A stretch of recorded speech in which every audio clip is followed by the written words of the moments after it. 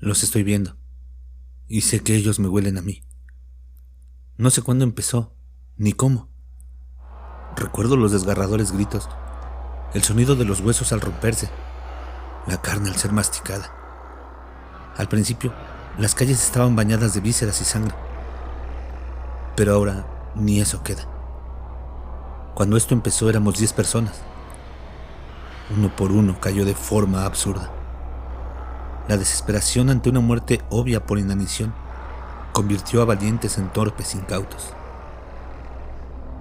Uno se metió en el supermercado sin comprobar que estaba solo. Encontramos sus restos en el pasillo de la fruta. Una de nuestras mejores tiradoras entró en el baño.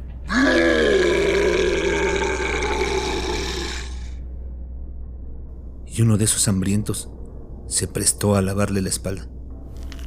No quedó de ella más que los huesos. Eso se llama una limpieza a fondo. Movernos por la ciudad era un suicidio. Por eso recorríamos los pequeños pueblos colindantes donde la comida escaseaba. Algunos empezaron a ver a sus compañeros como si fueran apetitosas hamburguesas. Tuvimos que dejarlos atrás. Quedamos 4 cuando encontramos este escondite. Una nave industrial cerrada a cal y canto. Nos pareció una buena idea escondernos en ella. Podíamos resguardarnos del frío y de la lluvia.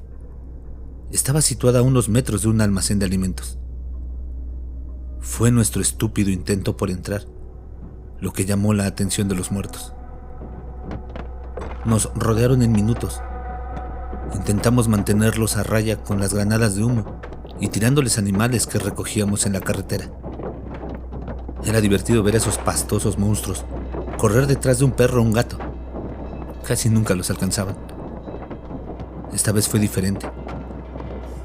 Hacían caso omiso de esos ágiles animales que corrían a través de sus pútridas piernas. Era como si no los vieran. Sus narices estaban alzadas hacia nosotros. Debíamos ser un bocado más apetecible. La puerta de seguridad era infranqueable.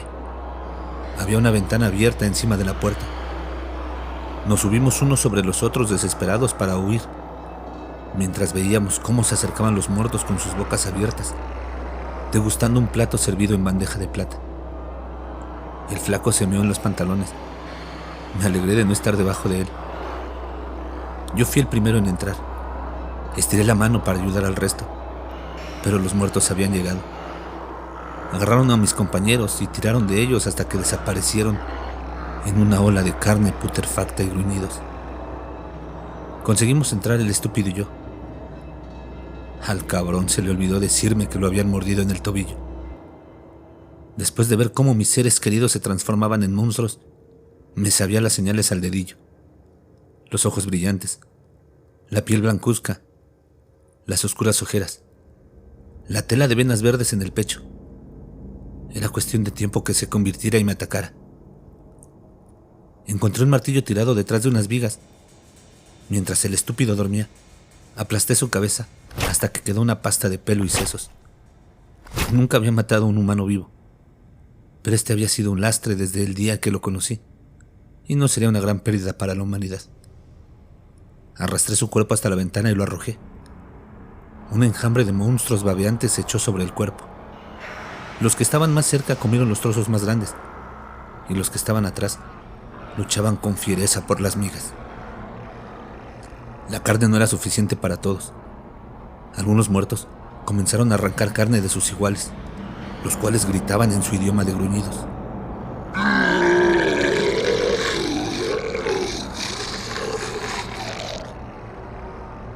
El que ingería dicha carne sufría unos horribles espasmos y vomitaba un asqueroso líquido negro.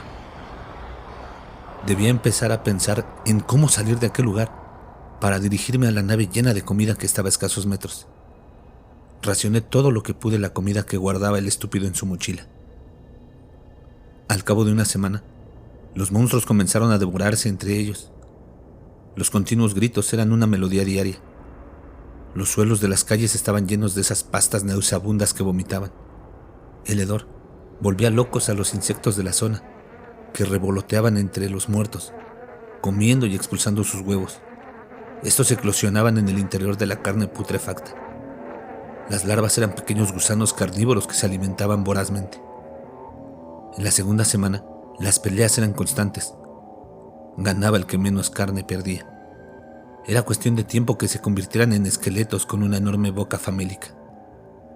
Los observaba desde la ventana. Me reía de ellos y les gritaba. Sus narices apuntaban hacia mí. Al instante, comenzaban a emitir sonidos suplicantes.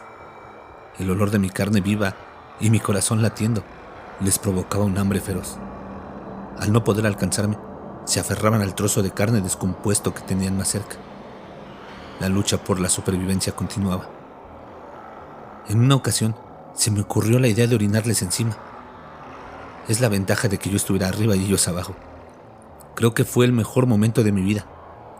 Los veía con sus bocas abiertas luchando para poder tener el placer de sentir el líquido cálido en sus bocas. Con un poco de imaginación y usando las herramientas disponibles en aquel lugar, uní dos tablas que estaban tiradas en una esquina. Tenía que llegar a la nave contigua, llena de comida, aunque mucha se habría desperdiciado con el tiempo. Esperaba que hubiera un congelador en su interior donde hubiera carne, pescado, fruta y, en mis mejores sueños, alguna cerveza. Tiré tornillos, piedras y trozos de madera a la ventana que estaba al otro lado, con la final de romper el cristal. No quería encontrarme suspendido sobre un mar de zombies hambrientos y descubrir que la ventana era antirrobo. La primera vez no conseguí atinarle, ni tampoco la tercera. La puntería claramente no era lo mío. Tenía tiempo para hacer prácticas de tiro. Los muertos eran un blanco divertido.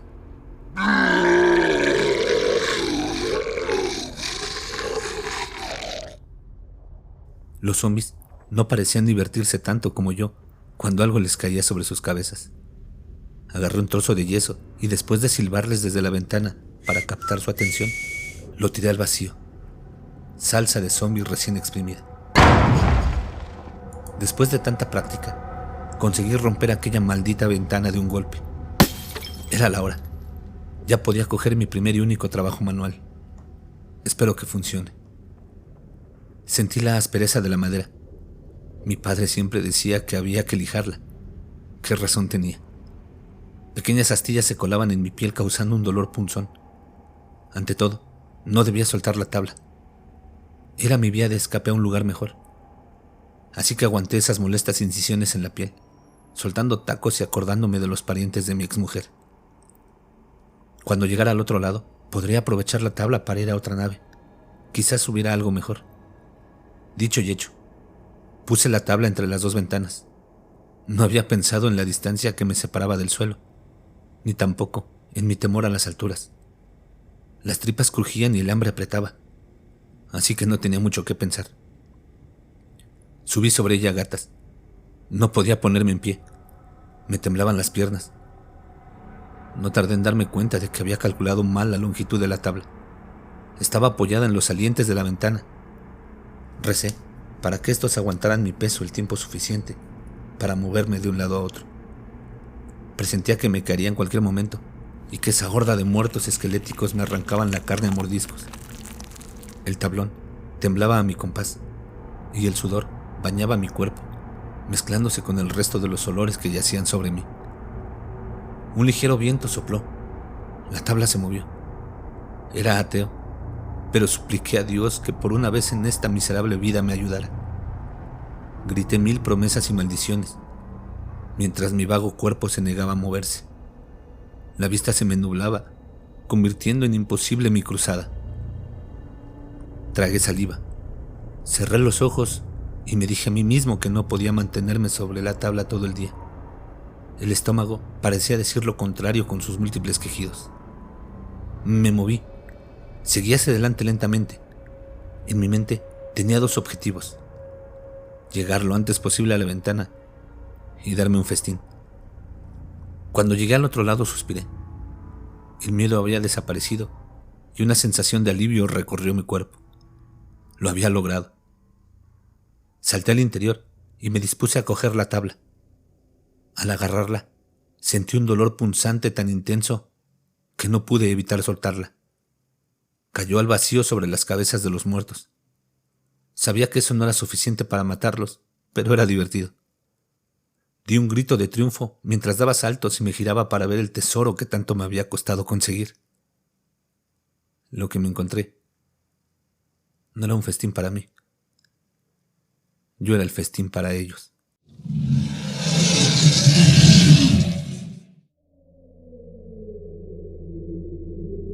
Gran historia la que nos ha permitido contar nuestra amiga Yolanda Villaverde. Cuentos tan interesantes como este los podrán encontrar en su libro Cementerio de Hormigas. Los invitamos a que lo compren y lo disfruten. El link para que lo compren en Amazon estará en la descripción del episodio, así como sus redes sociales. Los invitamos a que nos dejen sus opiniones y nos cuenten sus historias. Pueden hacerlo enviándonos un correo a masterror@masterror.mx en la caja de comentarios, o pueden compartirlo en nuestro Facebook, facebook.com/masterrormx. Síganos también en Instagram, @masterrormx. Mientras tanto, les invitamos a que se suscriban en nuestro canal, le den like a la narración y compartan, para que podamos generar más contenido. Nos escuchamos en la siguiente, y recuerden, no tengan miedo de eso que no pueden ver, pero está ahí, detrás de ustedes.